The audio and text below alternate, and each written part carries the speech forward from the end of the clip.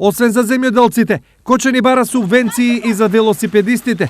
Иницијативата е насочена кај учениците од околните села, кои досега на училиште доаѓаа со превоз. Доколку автобусот го заменат со велосипед, иницијаторот предлага нивно субвенционирање.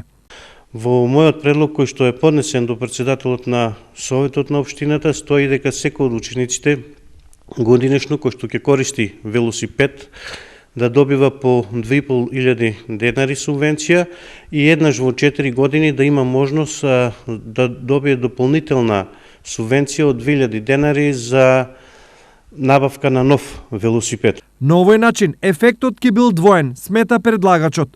Заштедата за училиштата ќе биде огромна. Учениците наутро кои што ќе доаѓаат со велосипед, значи нема да доаѓаат поспани, туку ќе доаѓаат веќе разбудени, ќе може да се држи настава.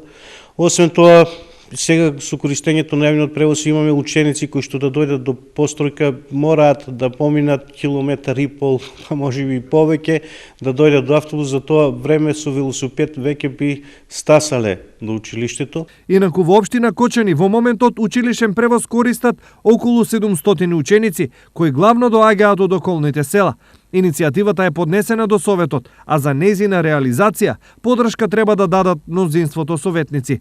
Сепак, нејзината применливост зависи од желбата на учениците, дали сакаат на училиште да доаѓаат на 2 или на 4 тркала.